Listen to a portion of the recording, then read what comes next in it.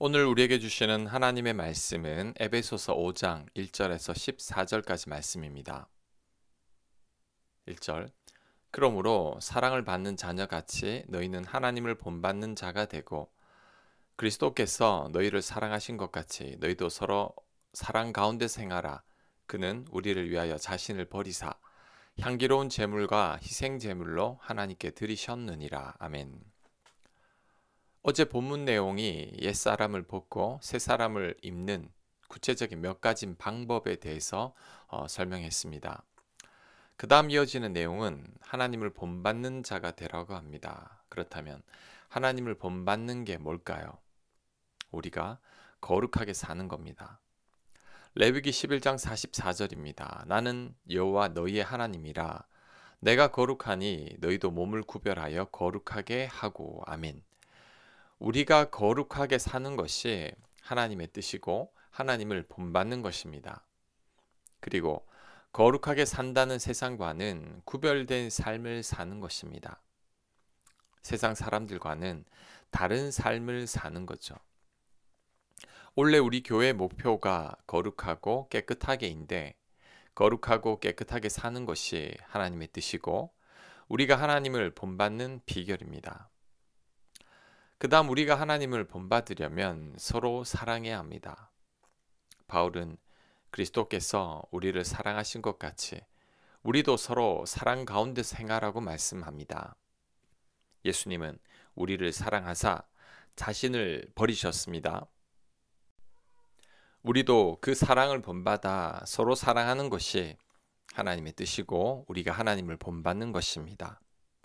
더 나아가서 새 사람을 입는 것이죠. 3절 음행과 온갖 더러운 것과 탐욕은 너희 중에서 그 이름조차도 부르지 말라. 이는 성도에게 마땅한 바니라. 누추함과 어리석은 말이나 희롱의 말이 마땅치 아니하니 오히려 감사하는 말을 하라. 아멘. 자, 그 다음은 입술에 관한 얘기입니다. 음행과 더러운 것과 탐욕은 이름조차 부르지 말라고 합니다. 입술에 아예 담지도 말라는 거죠. 이것이 성도의 마땅한 바라고 합니다.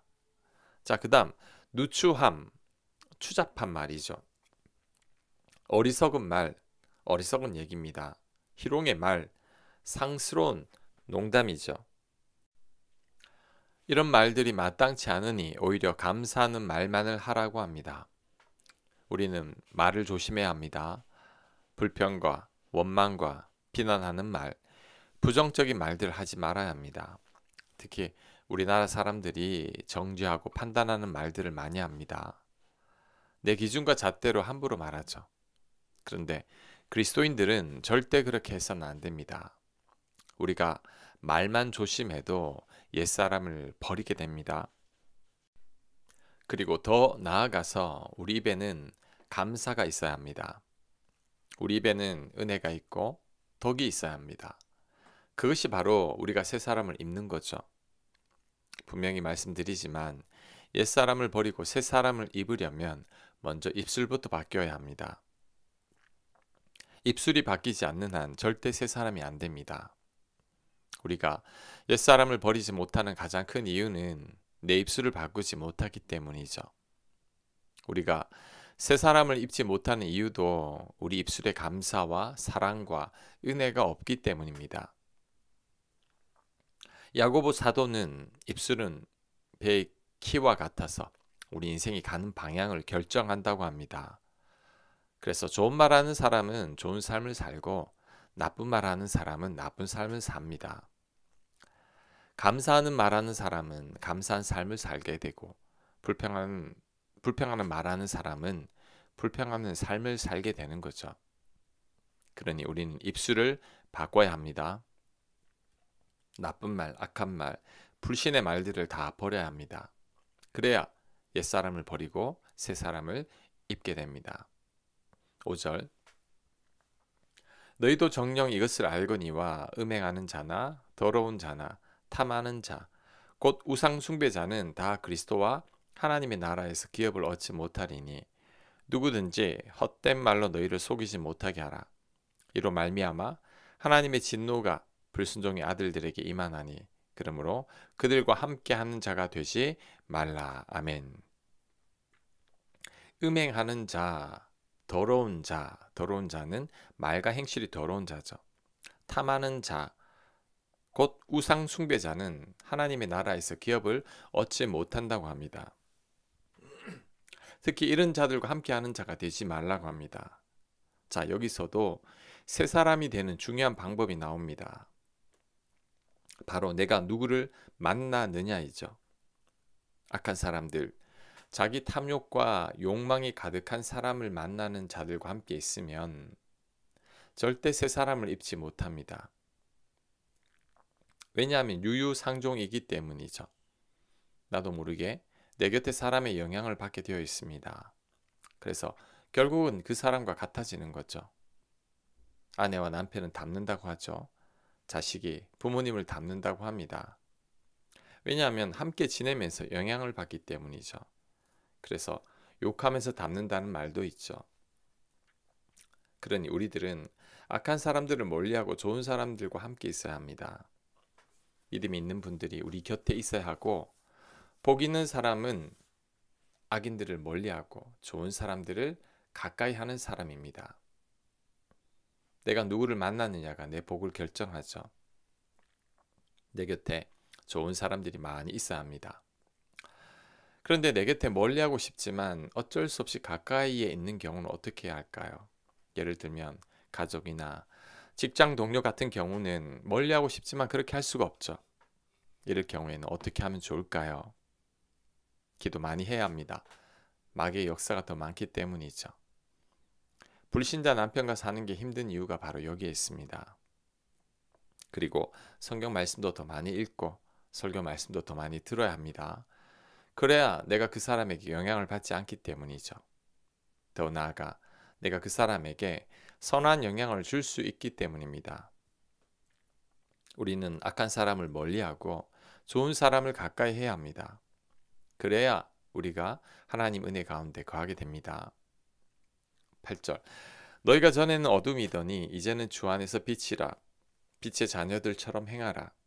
빛의 열매는 모든 착함과 의로움과 진실함이 있느니라. 주를 기쁘시게 할 것이 무엇인가 시험하여 보라. 아멘. 바울은 우리가 이제는 어둠이 아니라 빛이니 빛의 자녀들처럼 행해야 한다고 말합니다. 그러면서 빛의 자녀들의 특징을 말하는데 그것은 착함과 의로움과 진실함이라고 합니다. 빛의 자녀들은 착해야 합니다. 착한 게 뭔지는 말하지 않아도 잘 알 겁니다. 내 양심에 찔리면 행하지 말아야 합니다. 내 행동이 착한 행동이 아니라는 깨달음이 오면 즉시 멈추는 것이 착한 거죠. 그리고 주변 사람들에게 착하다는 말을 들어야 합니다. 주변 사람들에게 나쁘다는 말을 들으면 안 됩니다. 주변 사람들이 나를 가장 객관적으로 봅니다. 특히 가까운 사람들은 나를 더 정확하게 보죠. 그러니 우리들은 내 주변 사람들이나 가까운 사람들에게 착하다는 말을 들으며 살아야 합니다. 그것이 착한 거죠. 그 다음 빛의 자녀들은 의로워야 합니다. 의롭다는 말은 내가 옳아야 한다는 거죠.